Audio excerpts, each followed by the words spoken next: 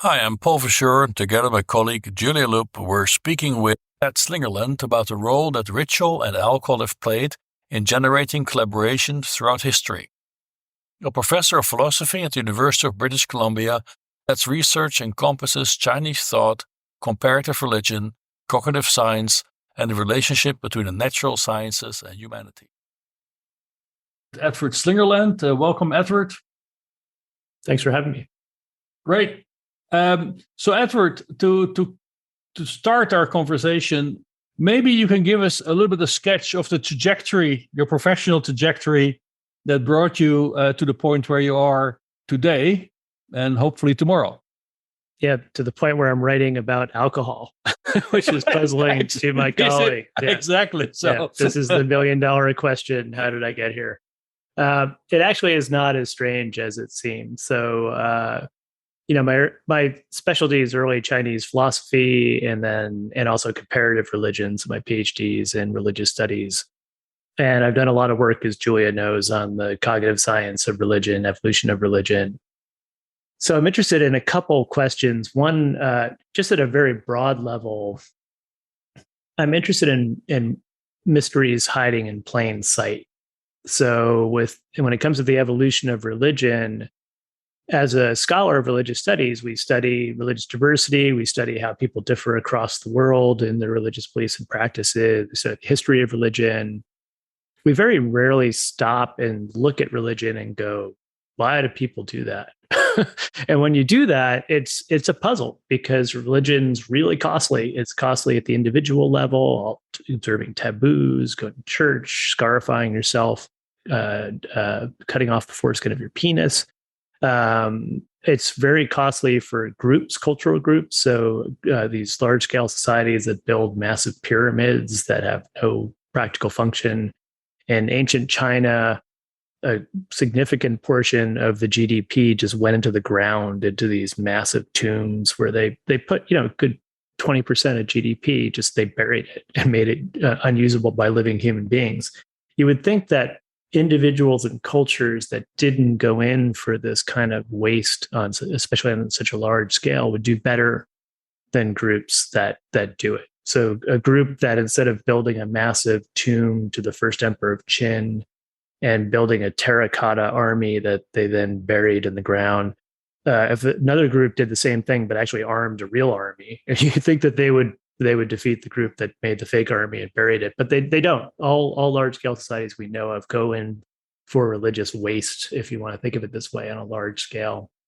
And so this is where we got interested in, well, there's got to be functions, positive functions that religion is doing for groups and for individuals that pay for the costs. And that's where our big project on the cultural evolution of religion got started. I started to think about alcohol in the same way, chemical intoxicants in general, but particularly alcohol. It's incredibly costly. It's physiologically costly for individuals. It causes liver damage, raises cancer risk. We think probably a good 15% of the human population is prone to alcoholism, so they're unable to use alcohol in a safe way. It causes lots of group problems, social chaos. Alcoholism causes lots of societal problems. It sucks up a huge amount of resources. So in ancient Sumer, the estimate is half of their grain production went into making beer. So they're taking, nutritious, healthy grain and turning it into a low dose neurotoxin. And that's kind of puzzling. The other puzzling thing is we've been doing it for a really long time. So the standard story about alcohol is that it's an evolutionary mistake. It's just alcohol's just hijacking reward circuits in our brain that evolved for other reasons. And there are certainly evolutionary mistakes. So our taste for junk food is a good example. So that's a classic mismatch mistake where it was once adaptive to like fat and sugar, but now in some parts of the world in very recent times, it's become a problem. Another evolutionary mistake I talk about as a type of hijack is masturbation or just non-reproductive sex. So, we get this great reward from evolution for reproducing. But we figured out a way to game the system, and we get away with it. But in these cases, with the junk food example, it's a very recent problem and still geographically constrained. There's still lots of places in the world where getting enough fat and sugar is a problem for people. And with the masturbation example, it's not very costly. And it doesn't, contrary to what people may have been taught as children, make you go blind. So it doesn't, not physiologically costly, not costly to society, unlike alcohol. So, alcohol does make you go blind if you drink enough of it. So and we've been producing alcohol for as long as we've been doing anything in an organized fashion as a species. So I explore in my recent book, Drunk, the beer before bread hypothesis that argues that humans were gathering and making beer and having these big religious rituals that we don't know much about the content of them, but some sort of religious rituals thousands of years before we had agriculture. And that in fact, it was the desire to make more and better beer and wine that caused people to start settling down and cultivating crops. So in this regard, the desire to get intoxicated actually very directly gave rise to human cultures. So it actually kind of follows naturally from work I've done before, both trying to explain a puzzle, something that should be puzzling, that doesn't puzzle us enough, and then trying to look for what the functional role might be. And I assume one of the reasons you've had me is because the functional roles a lot of them revolve around cooperation. I'm not hearing your audio now. Sorry, that's me. I just pushed the button. But what I want to know first is really your personal trajectory, because you say you have a background in Chinese philosophy. There is also into the cognitive science of religion. So it also means, what are the intellectual tools you bring to bear on this challenge, right? That's why I always like to understand that trajectory. So would that really be, let's say, Chinese philosophy, cognitive science? Would you really see that as the perspectives that you take here, or is there other elements that we should consider? Well, I'm trained as a humanities scholar. So I'm originally trained as a historian and a linguist, as a sinologist. So I'm bringing those tools to bear. So the tools of a historian, tools of a linguist. But then after graduate school, I found myself getting drawn by the cognitive sciences. So cognitive linguistics at first, how metaphors work in the mind. And then that got me interested in how metaphors work, and so behavioral neuroscience, and then that got me interested in why the brain is structured the way it is. So that got me into evolutionary theory, and so my toolkit now is very much gene culture coevolutionary theory. So I'm interested. I'm using the tools of a historian and cross-cultural historical surveys, but then analyzing what I'm seeing using the theoretical framework of gene culture coevolution. Right. Great. So, but in our case, the questions around collaboration, and you earlier also mentioned cooperation. So do you differentiate between the two, or do you see this as sort of different words, same phenomenon? They overlap quite a bit. Collaboration. Are you hearing that? I heard something. Yeah, there's some kind of crazy. That's a ghost in your bookshelf? I live in downtown Vancouver, and I think this is road work that's just started. Hopefully it's short-lived. I assume we can edit this. Sure, no problem. We can edit this out. We can add more noise. You won't hear. Yeah, we can add more noise later. Yeah, I have no control over what happened down here. So yeah, I think it stopped. So I'm arguing in the book that, let's take alcohol as an example, but religion has some similar effects. It does two important functional things. It enhances creativity, so individual creativity, but also group creativity. And that may be kind of more in the collaboration bucket. So it's alcohol. One of the functions of alcohol is to downregulate, to turn down a few notches our prefrontal cortex, right? So PFC is really important for pursuing rational self-interest, for controlling emotions, for staying focused on tasks. It's a super important part of the brain. But there's pretty good evidence that it interferes with creativity. It interferes with lateral thinking, which is why kids, for instance, are much more creative than adults because their PFCs are not very developed. One of the things alcohol does is essentially return us temporarily to being like a kid. It turns down our PFC a few notches so we can regain some of that cognitive flexibility we had as children. But then what it's also doing is disinhibiting us, so we're less inhibited. It's also pumping up feel-good hormones, so we're serotonin, endorphins are getting boosted, and so we're feeling both better about ourselves and better about other people. We're feeling more likable, and we're also liking other people more. And I think that combination is really crucial for collaboration. So one of the things I argue is that there's a really good reason that successful organizations use alcohol in professional contexts when you're getting groups of individuals together who maybe have different types of training, may not know one another, but you want them to spitball things, to come up with new ideas. I mean, the Ernst Strungman Forum does this, right? We work all day, but then we go out and drink, right? It's a crucial tool. I actually argued when we got this big partnership grant from the Canadian government, SHRC, our federal funding organization, will not pay for alcohol.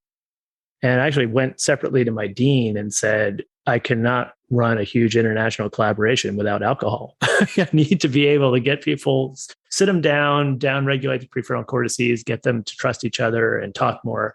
And so I actually got a kind of separate slush fund from my dean that I could use to pay for wine. And it was crucial. I mean, in fact, that grant itself came out of a collaboration that started because we finally got a pub on campus. Mm-hmm. At UBC, we didn't have a place for grownups to drink. There was a grad student pub.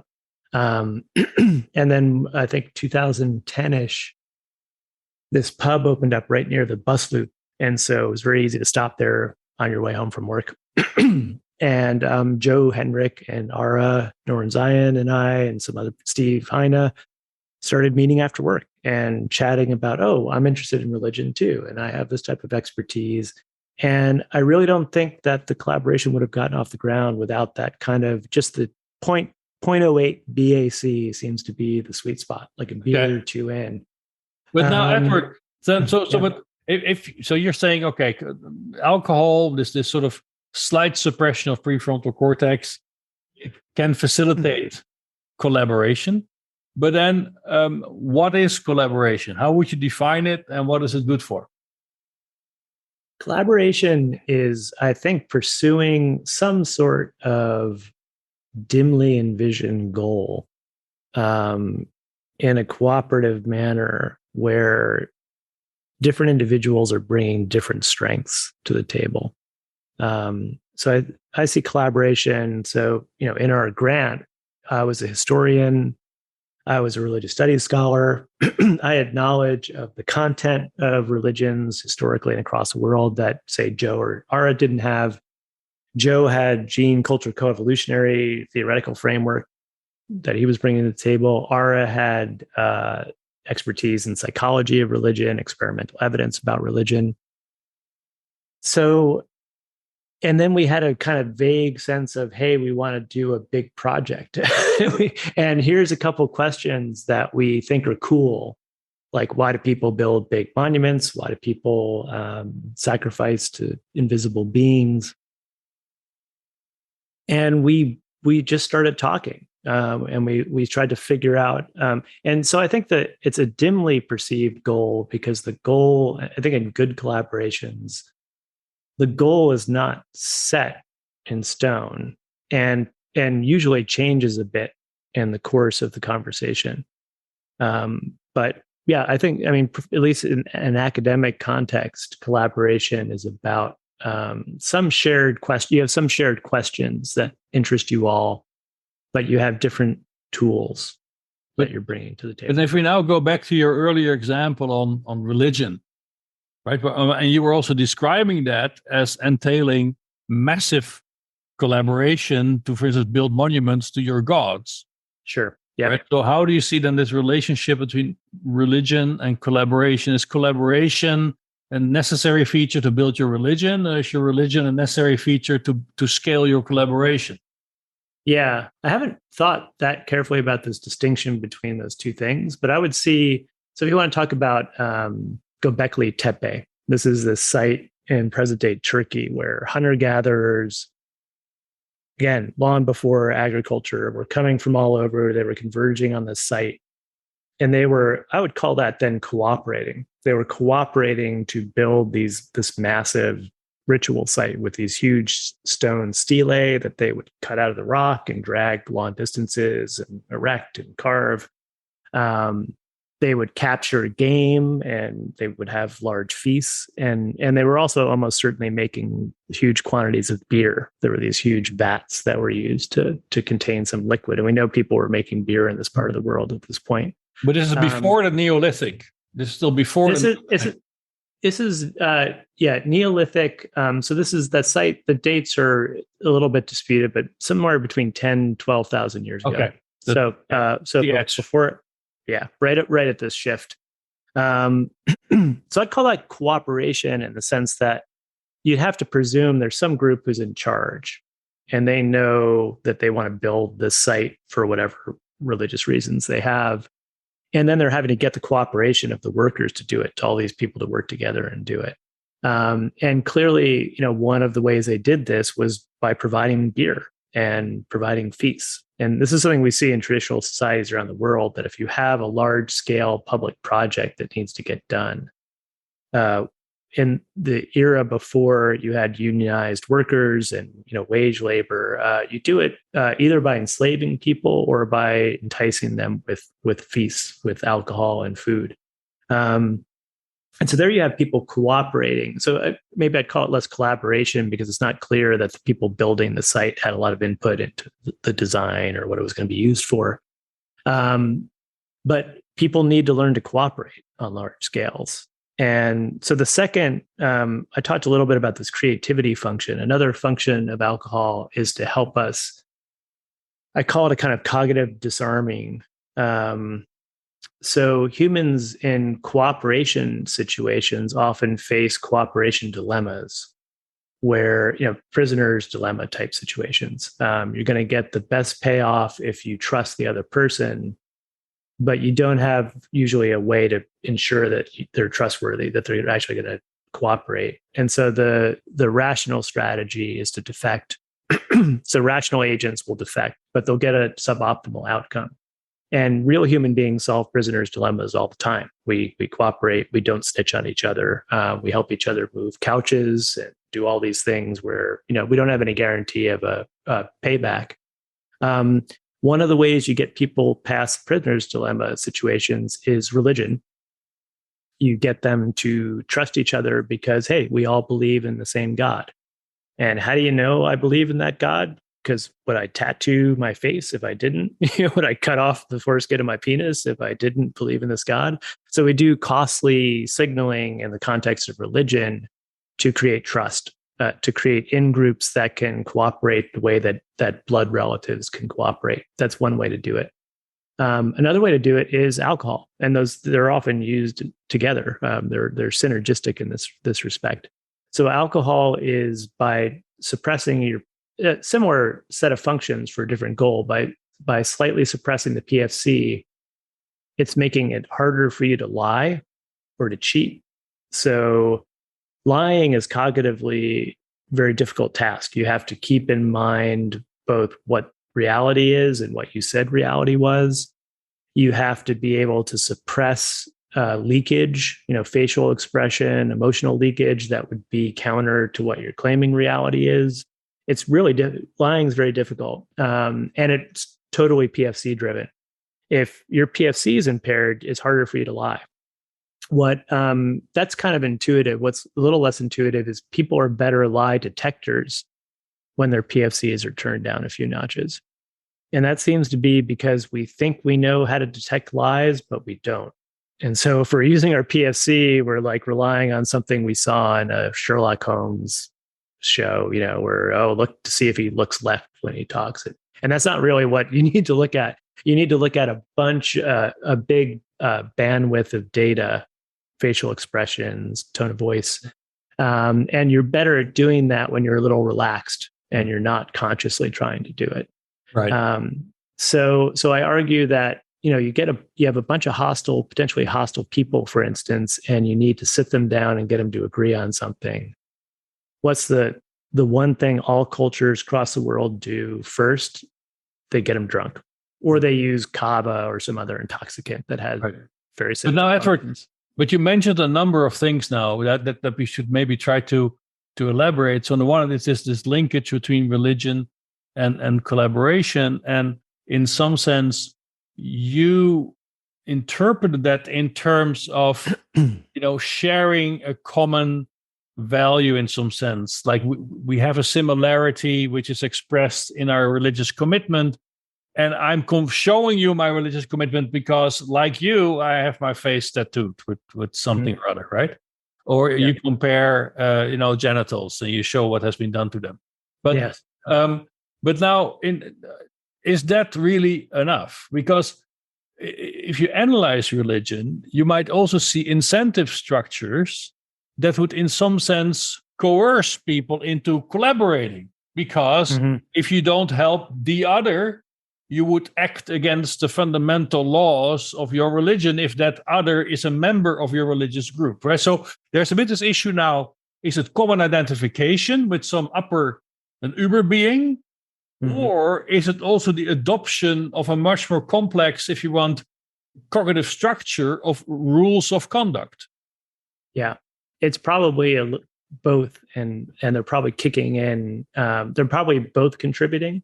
So the way I'd rephrase that is, you can imagine one force is a bonding created trust. So I feel connected to you. I'm internally motivated to cooperate with you because I come to see you as a brother in our religion in some way.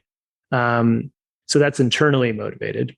You can also imagine, and this is one of the things Neurozion done a lot of work on, that if I believe that if I don't cooperate, I'm going to be punished in the afterworld, or I believe that God can look into me and see if I'm lying or not.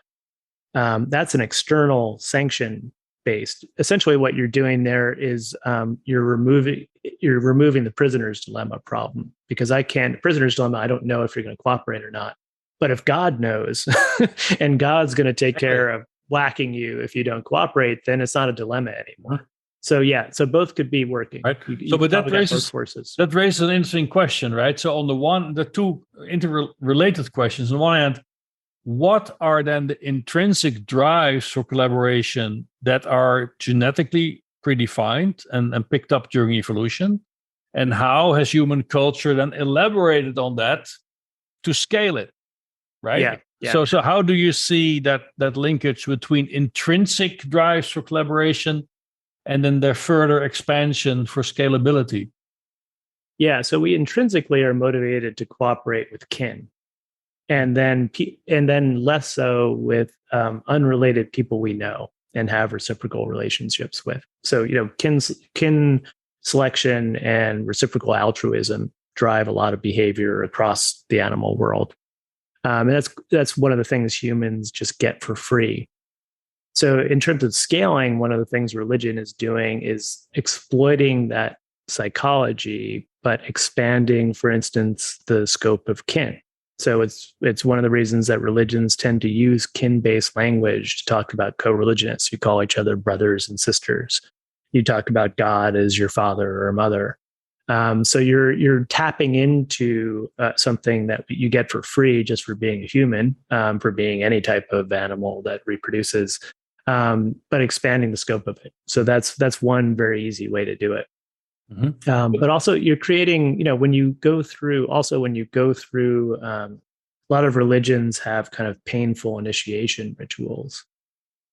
And going through a painful experience with another person also creates bonds that is probably tapping into some basic built-in stuff. But cultures have figured out how to get it ramped up so that you can have that feeling of brotherhood or being bonded with a much larger group than you would typically get in a small scale society. So, would you be able to also, given the work you've done, do you see then common features across the main religions of the world in building? Yeah, absolutely. And especially in what we call pro-social religions. So what you get for free out of human cognition when it comes to religious cognition is supernatural beings. So humans seem just prone to over projecting agency onto the world. So, the storm comes and destroys our fishing vessels. We don't think, oh, random cause and effect, mechanistic world. We want an intentional story about it. So the sea god is angry at us. We didn't do something. So projecting intentionality onto the world seems to be something we do naturally. But what this gets you is not what pro-social religions look like. What it tends to get you is what most small-scale society religions look like. So you've got a bunch of gods. They typically have different areas they're in charge of: the sea, the sun. You've got often ancestor spirits you need to placate, but it tends to be they're not typically moral. So in most small-scale societies, the gods don't really care about human collaboration, if you want to think of it that way. The gods just want their stuff. The ancestors want to be fed, the gods want to be reverenced, and you want to think about the Greek pantheons a bit like this, right? The Greek gods are just messing with people. They get it. If they don't get reverence, they get angry. They're certainly not moral. So we think that a new development is when you get this idea that the gods actually care about us collaborating. Essentially, they care about pro-social norms. They don't just want stuff. They don't just want their sacrificial goods. They want us to be good to one another. They want us to be generous. They want us to not lie. They want us to not violate social norms. That's an innovation. Another innovation is an expansion of surveillance. So often small-scale society gods don't know what's happening outside the village, for instance, or they don't know what's happening in the dark. So if you get the idea that God knows everything, anywhere in the world, past and future, God can also look inside and not only see your behavior, but see your motivations. That's a very powerful idea. If you have the idea that God can watch you everywhere you go, it's a very powerful idea. If you get these kind of costly rituals where people they're doing things in synchrony, and they're typically consuming chemical intoxicants at the same time. They're creating bonds with one another. But they're also signaling. They're making costly signals to one another that make everyone feel like, oh, I can trust that he's really part of our group. These are all cultural innovations, and so our argument is that the forces of cultural evolution, in the same way you get with genetic evolution, you get convergent evolution, right? So dolphins and sharks look similar, even though they're very different genetic histories. Around the world, when you get large-scale societies, you get common features in religions, and this is the result of convergent evolution in a cultural sense. Edward, so earlier you also indicated sort of this sort of at the edge of the Neolithic, you started to hunter-gatherers to sort of started to have more collaborative processes or collaborative cooperative processes. And you could argue that this could be handled with standard hierarchical power relationships. So within that context, what problem is religion then solving, right? So how would that boost that process? So what's the unique feature that religion adds to this? Is it that it also gives you a sort of ontological frame to look at the unknown that go beyond the standard human powers relations? Or what's that added feature? Yeah, so the people who are building these sites, places like Göbekli Tepe, are cooperating on a much larger scale than is typical for hunter-gatherers. So this is not small-scale societies anymore. They're actually cooperating to build the beginnings of what creates agriculture in large scale. What are the numbers? What kind of numbers are we looking at then? Yeah, that's a good question. probably at least you needed probably about 500 people at a time to be moving the stones and erecting them. So that much larger scale cooperation than you'd get in typical hunter-gatherer bands. They're coming together. They probably don't know each other well, so they're coming from different regions. And so what you're getting, so for instance, at Göbekli Tepe, there are different parts of the ritual site and that have different animals that are featured. So whatever one area may have crocodiles predominating, another one. One of the theories is that what this is kind of totem animals. So you're giving people a new fictional identity that's linked, as you say, to some kind of ontological claim about the world. So you have this idea that there's a crocodile god, and the crocodile god wants X, Y, and Z. And we who all tattoo ourselves with the mark of the crocodile and worship the crocodile god are brothers in a significant way. We can trust one another. We know we can meet someone far away from the ritual site, but greet them in a way that shows that we are worshipers of the crocodile god, and then therefore we know we can cooperate right away. It's religion's giving you this tool that allows you to scale up cooperation on a level that you just can't, we think you can't get without it. Okay. Julia, you want to okay. You're muted. You're muted. You're still muted. You're still muted. There we go.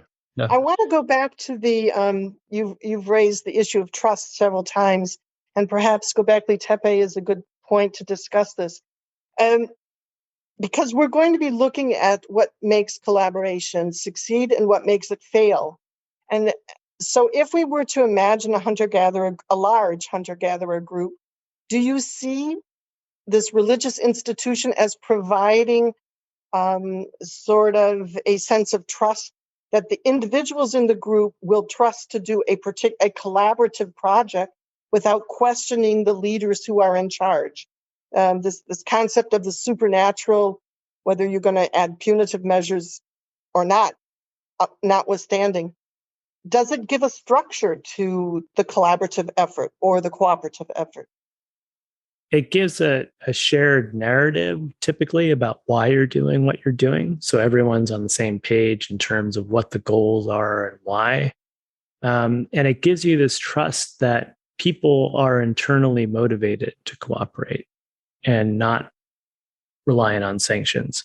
So the reason we can solve a cooperation dilemma is that we run into where I know that I'm pulling on my end of the rope. I can't see my buddy who's on the other side, but I assume he's pulling too, and not just sitting down, resting or having a snack. How do I know that? Because I know that he is possessed by the same love and reverence for the crocodile god that I possess. So it gives you some assurance that the other members of your group are internally motivated to collaborate and to cooperate in a way that's not reliant on sanctions. So it provides social cohesion. Yeah. And it's, there are other ways you can get it. So one of the things that Ara has argued is once you get into modern industrial societies, it's possible that rule of law could take over some of the functions that religion used to do, and maybe nationalistic values can give you the same kind of sense of shared goals and shared identity, and maybe that's when you're going to see organized religion start to wither away because other the functions are taken over by their structures. But around the world, the way we see it happening first tends to be with religious police. And I think it's because it's a very effective way to tap into some basic cognitive tendencies we already have, but push them in a certain direction.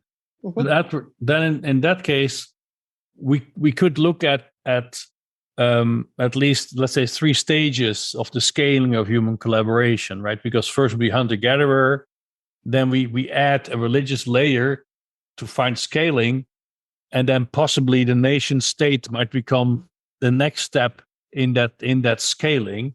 But that raises the first question: are we aware of any sort of massive religion that actually failed?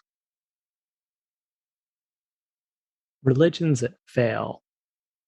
I don't think so, because we just don't know. We don't know about them because they're gone. Well, this is interesting, right? Because it's not that the written record is that short, right? Yeah. One of the things we have this big project that I'm running now is called the Database of Religious History, and one of the goals of the database, and we don't have enough data to do this yet, is to try to answer that question by looking at periods of history when we have enough data that we know about the groups that failed. Mm-hmm. Typically, we don't.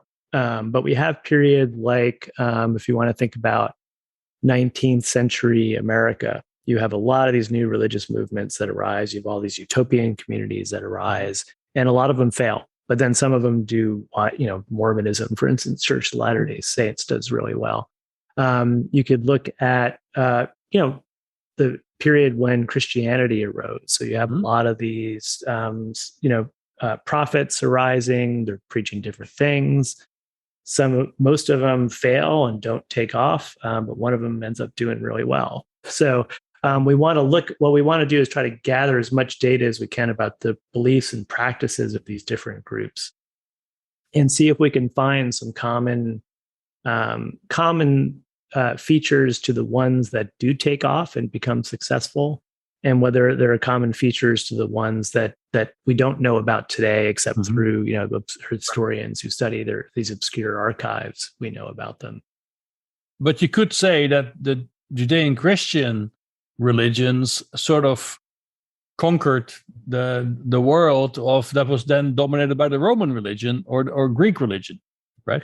Right. Yeah. No, you could say so. You also want to look at how certain religions supplant others. And so we want to be able to trace, for instance, the movement of Buddhism. So Buddhism is another of these world religions that arises at a certain time and place, outcompetes some religions around it, and then gets spread, moves to China.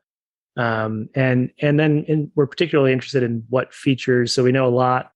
China is a good example because we know a lot about what's happening in China before Buddhism comes. We know a lot about Buddhism in India. Then we're going to be able to basically see what happens when Buddhism comes to China. How does Buddhism change? But also, how does it change indigenous Chinese religions? And there's going to be a two-way street there. And it'll be interesting to see if there's a common trend to the way that world religions tend to shape cultures in which they're transplanted. So, but in the context of our discussion of today, you could also argue that, okay, if religion emerged to scale collaboration, is it then so that the Judeo-Christian values were more effective in scaling collaboration than the Roman copy of Greek religion? You could argue that. But, you'd want to see, I'd be interested in what the features were that were new. I mean, some of them are, I think, kind of obvious. You've got a high God, the guy cares about morality. You have other very successful religions. Buddhism and Islam have also been quite successful in terms of becoming world religions that spread to new regions. And so you want to be able to. But why I'm asking about it is, I was hoping that you could articulate then what these distinguishing features could be. Yeah. So a moralistic God. So the Greek gods and Roman gods tended to be amoral, right? They wanted not entirely. They cared about certain things like honoring contracts. They certainly cared about you honoring the civic structure and the rulers, but they tended to be generally amoral. They wanted their, like small scale society gods, they just wanted their sacrifice, and they got angry with you if you didn't do it. If you have this new God who actually cares about whether or not you lie and steal and gives you some commandments, and is preaching the idea of brotherly love and treat strangers as brothers, this is arguably more effective at tying people together. The idea of supernatural punishment seems pretty powerful. So the idea that there's a heaven and hell and you're going to have certain consequences, or in the Buddhist context, that there's a law of karma that's going to affect your rebirth. So there's a collection. We have a piece in Behavioral and Brain Sciences from 2016, I think, that R is the lead author on, called The Evolution of Pro-Social Religions. And we pick out a series of these features. Pro-social moralistic gods, supernatural monitoring, costly displays. There's about 5 or 6 key features that we lay out that we think the various successful religions around the world seem to converge on. You're muted. Are these features also of immediate relevance in boosting collaboration?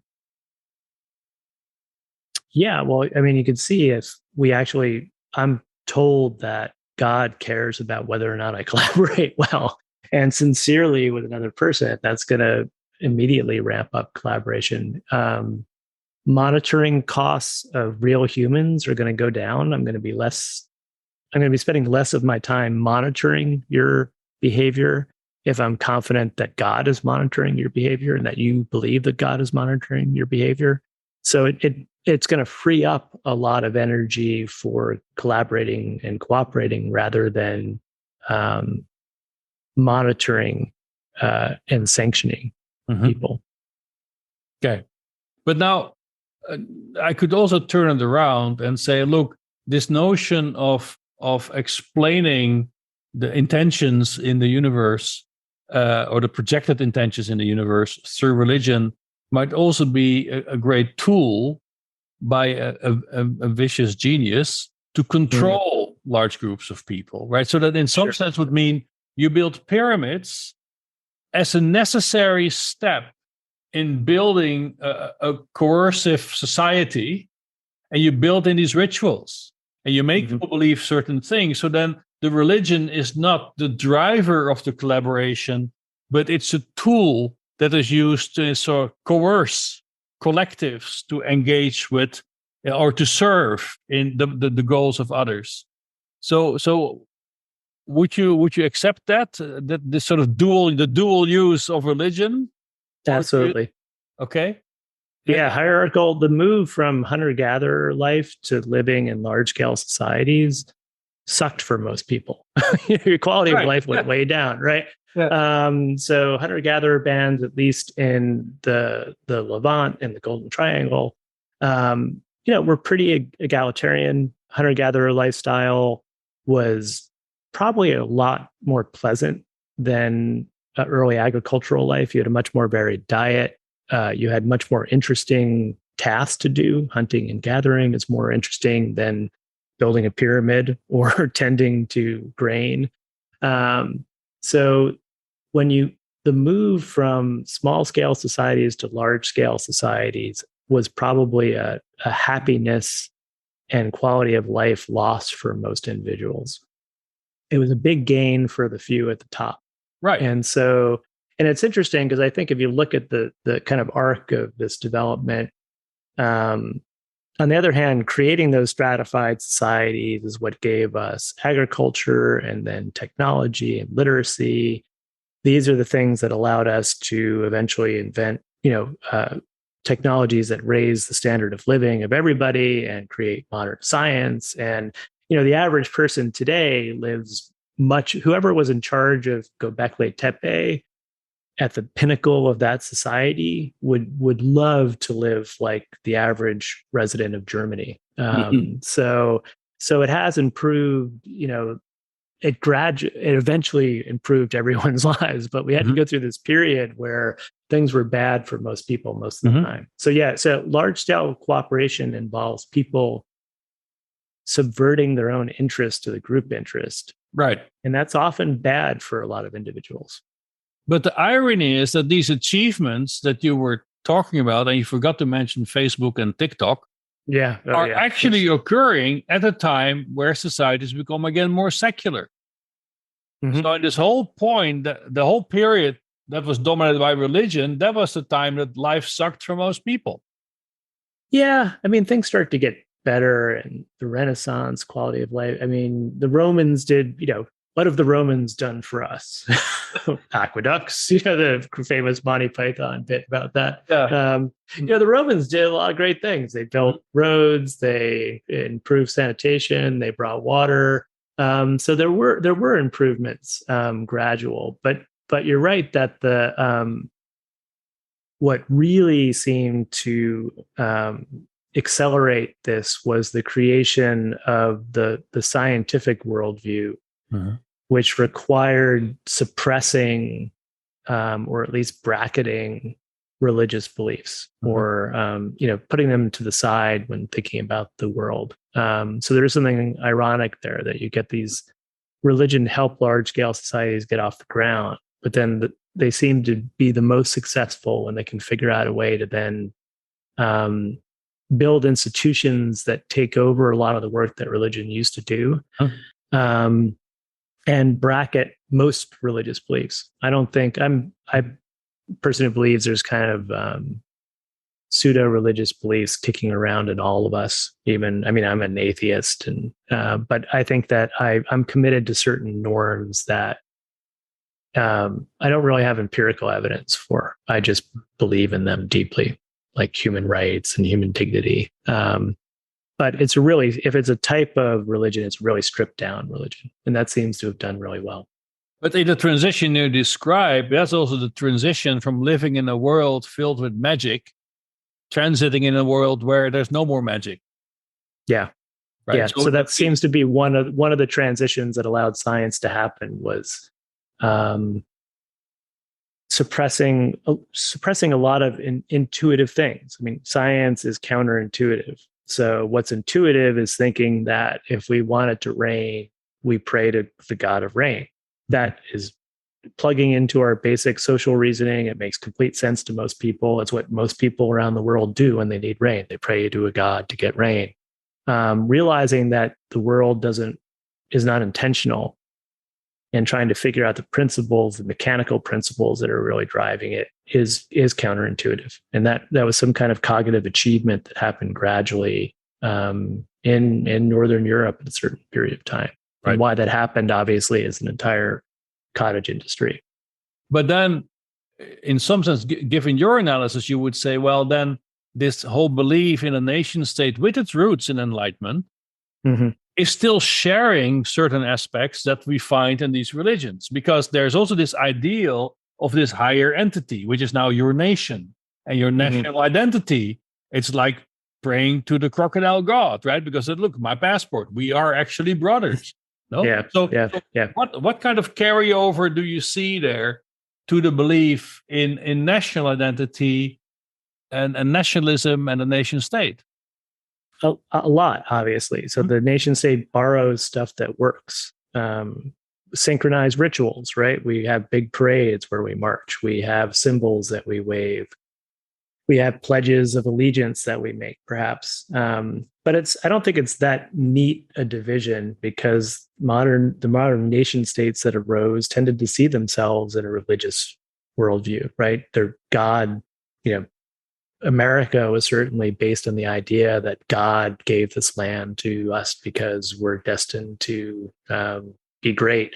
And it's still, in America, it's still a very common view. So they're not easily untangled, and they use a lot of the same tools. There's a very good reason why religion and politics tend to be mixed together in most places in the world. North Europe and Canada are probably real outliers in this regard. The United States looks a lot more like the rest of the world. Right. So then, how would alcohol improve that? How would alcohol improve that? So the basic argument in my book Drunk, is that alcohol is serving a lot of the same functions that religion is, in terms of enhancing trust, enhancing cooperation. When you sit down with someone and drink a few beers, I argue it's similar to when you sit down and shake hands. You're showing you don't have a weapon when you shake hands. When you drink a few beers, you're taking your prefrontal cortex out and putting it on the table and saying, I've given up cognitive control. Mhm. So it's a tool for enhancing trust between individuals. That's very important. It also helped the transition. Hunter gatherers were probably motivated to settle down by the appeal of intoxication. So, we have beer. Come join our crocodile god group. Once they made that transition and suddenly their quality of life plummeted, alcohol probably helped them deal with that quality of life decline. It helps with stress. It helps with mood. There's people laboring on the crocodile god temple all day long, probably at the end of the day went home and drank beer and made them feel better the same way we have a drink at the end of the day. So it helps with stress reduction, and helps with mood. Mhm. It helps with creativity in the ways we've laid out, right? People get together, they drink a little bit, and they come up with better ideas. They're less self-conscious about sharing what, if they were sober, they would think is a stupid idea. They may be willing to say something, Right. because they're disinhibited. So it helps humans get along in these weird large scale societies that we've created. So it was, in a way, it's both the original motivation for creating them, but then once we get into them, it's then a tool for helping us both cope with it's difficult living in large scale societies, and also helps these societies to function in better ways. And that's how alcohol is paying for itself. Essentially, it's paying for the costs in this regard. So does it follow that a lack of alcohol will lead to a breakdown in societal cooperation or collaboration? That's what I would predict. It's hard to do this on a large scale experimentally. What you can do is take advantage of natural experiments. So there's, in the book, I report this one study that I think is still unpublished by an economist who looked at, a natural experiment, which was the imposition of prohibition in America. And we tend to think of that as something that happened all at once at the federal level, but that's not the case. It actually was imposed over a very long period of time at the county level. And so he took advantage of that variation and looked at counties that were previously wet, where alcohol was legal, and then had prohibition imposed. And then as a proxy of collaboration, he used patent applications. So he had county level data on patent applications made in a given year. And what he found was when prohibition gets imposed, patent applications go down 15% and take about 3 years to get back to previous levels. And he argues what's happening there is, prohibition didn't mean people stopped drinking entirely, right? They had homemade alcohol at home or bootleg liquor, but what it did is shut down the saloons, and so it stopped group drinking, it stopped social drinking from happening. And he thinks that's what's going on. So you see this drop in innovation when people can't gather in saloons and chat anymore. And he thinks what's happening 3 years later is speakeasies are arising. People are creating workarounds and coming up with new ways, underground ways to socialize and drink. So that's it's correlational, but it's kind of neat bit of correlational evidence. I would also predict, so I talked a little bit about in the book about COVID. So with people, annual conferences getting canceled, and what people do at annual conferences, they go to talks, they give talks, but they drink. The main motivation, right, is to go and see your friends, colleagues, meet people you've heard of and want to talk to, and you meet over drinks. That didn't happen for a year and a half. It's still not happening very much. I'd predict that we're going to see a drop in creativity and collaboration. And, you could pick a proxy to measure that. There was one I did dig up. It's in a footnote because I found this, I stumbled on this study late in the process of writing the book. But again, a natural experiment that happened was a political science annual conference got canceled because of a hurricane. So this 1 year, the annual conference didn't happen. And these scholars found that in the wake, the 1 year after that canceled annual conference, co-authored the number of the percentage of papers that co-authored went down significantly. So you seem to have a fall in collaboration. Right. So I'm going to predict that COVID's done a similar thing. When we're not getting together in person and meeting over drinks anymore, we're having these weird Zoom meetings where we're not drinking together. We have very reduced bandwidth in terms of facial expressions and tone of voice. The timing's a little bit off, and timing is crucial, right? The social signals that we use to coordinate when it's time for me to stop talking and when it's time for you to start talking are, fractions of a second, and Zoom screws that up.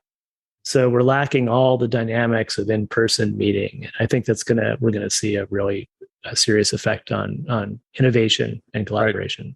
Right. But Edward, in some sense, there have been other proposals on let's say how mushrooms and the consumption of mushrooms, hallucinogenic plants and mushrooms, also led to the creation of religion. And there it was sort of the hallucinogenic component that would contribute to that.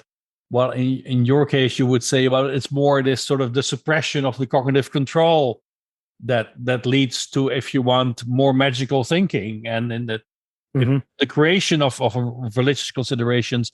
So how do you see that link to other drugs, including, let's say, mushrooms and these mushroom theories on the evolution and of religion? Yeah, well, I mean, hallucinations are the result of suppression of cognitive control. So it's what's happening in trips, mushroom trips, LSD trips, is the playground monitor's gone now, and different parts of the brain can talk to each other that don't normally talk to one another. And you get these weird kind of synesthesias where you're getting sensory modes kind of overlapping in weird ways. So Michael Pollan's got a relatively recent book about this, how to change your mind. And he's arguing that hallucinogens have played this important role. So I look at hallucinogens. The book is about chemical intoxicants in general. So I look at hallucinogens. Mm-hmm. I look at kava. I don't look at caffeine or nicotine because those are not intoxicants. So caffeine and nicotine are friends of the prefrontal cortex. They enhance your cognitive control, and I'm not interested in them. I'm interested in things that mess with your PFC, essentially. Exactly. And hallucinogens do that. Cannabis does that. Mm-hmm. My argument in the book, though, is that the reason that I focus primarily on alcohol is because alcohol is the king of intoxicants. It's by far the most commonly used chemical intoxicant. And it's a better drug in certain ways. It's not an accident that it's the king of intoxicants. I think if you gave a group of cultural evolutionary engineers some design specs, you said, we want a chemical substance that will suppress PFC, but not for too long and not too much. We want it to be short acting because we want people to be able to do this for a few hours, but then get back to everyday life again. We want it to be easy to make. You should be able to make it anywhere. You should be able to dose it well. It would be something like alcohol. So cannabis, for instance, is very difficult to dose, whether you're smoking or eating it. Cannabis has very variable effects across individuals. It has very almost opposite effects in different individuals. Whereas alcohol's effects are pretty consistent across individuals. It's easy to dose. Hallucinogens are just so powerfully disassociate you from reality that they're not useful for most of the things we use alcohol for. You're not going to sit down with business partners to negotiate a contract and all drop acid together, or it's going to end up being a very interesting contract, right? And they're too long acting. I mean, they take too long. I am open to the fact that the idea that in the modern world, we may be able to adapt some of these drugs to be more user-friendly. So I talk a little bit about microdosing. And now that we can synthesize the active component of, let's say, psilocybin mushrooms, we may be able to take smaller doses that would give us some of the alcohol-like benefits. So we'd still be able to sit down and talk to colleagues. We'd still be able to go to work. But we'd have some of these benefits without the cost. Because the problem with alcohol is the two big strikes against it is it's really dangerous physiologically. It's really damaging physiologically. And it's super addictive. It's physiologically addictive on the level of kind of cocaine and heroin. Right. It's whereas cannabis and psychedelics are pretty harmless physiologically and don't seem to create physiological addiction. Well, cannabis chronic use can really lead to rather important shifts in how for the cerebellum and prefrontal cortex interact, right? Suppression of cortex. But okay, it's not comparable. Compared to alcohol, it's a safer drug, right? And it doesn't. It can be on you can be psychologically addicted to cannabis, but it doesn't create physical addiction in the way alcohol does. But what's interesting in terms of also this distinction between alcohol as sort of the perfect drug in that sense versus hallucinogenics, in the ritual sense, this was often also delegated to an elected few, right? They would have the trip and then report back to the rest of the community what the gods told them. Yeah, so that's interesting. Yeah, I talk about that. Typically, because hallucinogens are so powerful, cultures have two different strategies for dealing with it. One is the one you said. So there's a class of people, shamans, right? And their job is to trip a lot. But that's their full-time job. They don't have to farm. They don't have to do anything else. And then they come back and tell us, what the gods said, which is basically their parts of their brain that don't normally get to talk to the conscious part of the brain, suggesting solutions. So, why are the gods angry with us? We haven't been capturing game. The shaman takes a bunch of mushrooms and goes up in the mountain and, has a trip and speaks to the gods, and maybe comes up with, so Michael Pollan has a great analogy. He argues that hallucinogens are to cultural evolution what mutagens are for genetic evolution. So for genetic evolution, you need variation, you need mutations. They're mostly really bad. They mostly have negative consequences, but every once in a while, one is good, and that's the raw material for selection to act on. He thinks for cultural evolution, you need variation, you need kind of entropy, you need the brain scrambled up a bit, and most of what that's going to produce is nonsense. So most of what you come out of with a trip is nonsense, but maybe every once in a while, you come up with something that's really new, because it never would have happened if these brain regions weren't talking to one another, and it's useful. Right. And so the shamans provide that. Or the other strategy groups use is everyone does hallucinogens, but we only do it once or twice a year in this very special ritual, right? Right. But it's never an everyday drug for everybody. Right. Clear. So Edward, to get us to the finish line, two questions. So do you believe humans will ever manage to establish a sustainable collaboration? Like all of us on the planet together? Exactly. No. I'm kind of pessimistic about that. I think... Let's be pragmatic about it, right? If we face these global challenges now, we need a global response. So by consequence, we need global collaboration. Are we going to manage to do that?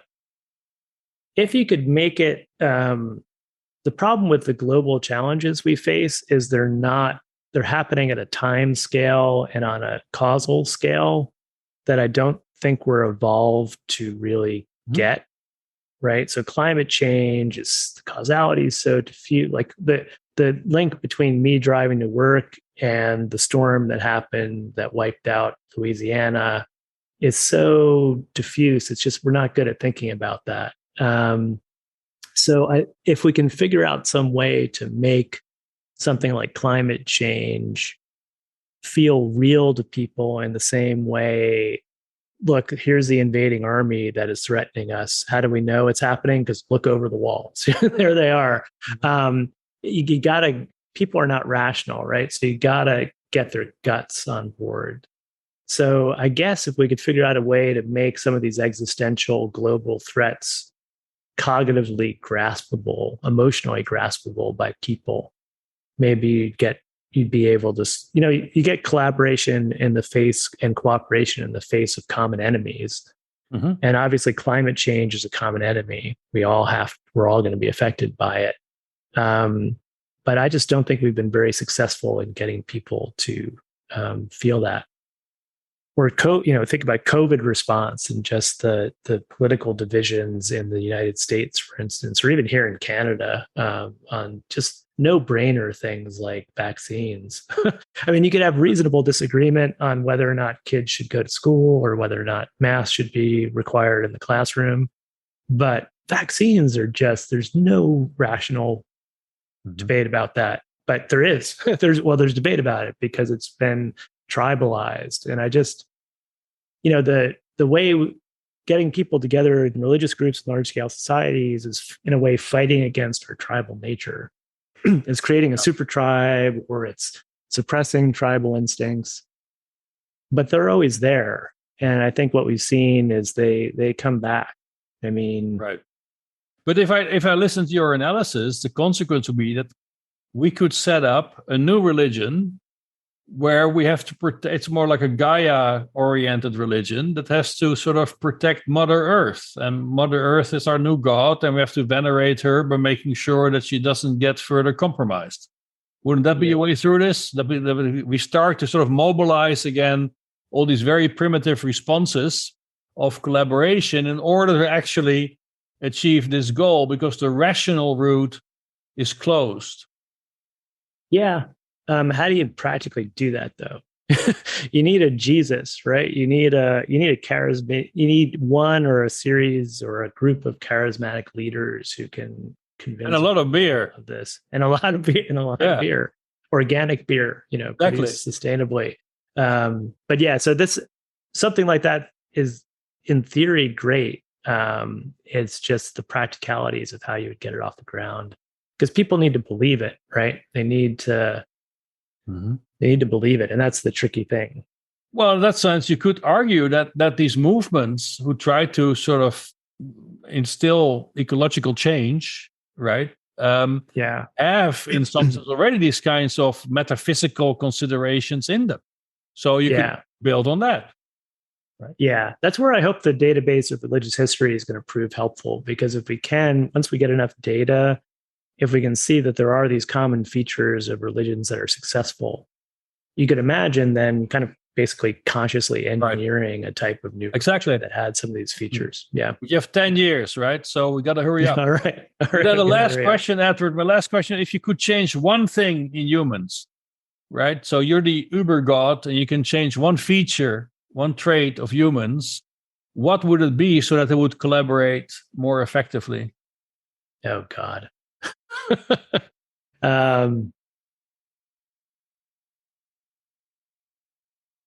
As an Uber God, you cannot resort to another God.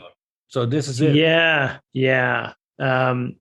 It's tricky because anything you change could have these knock-on effects that you can't predict.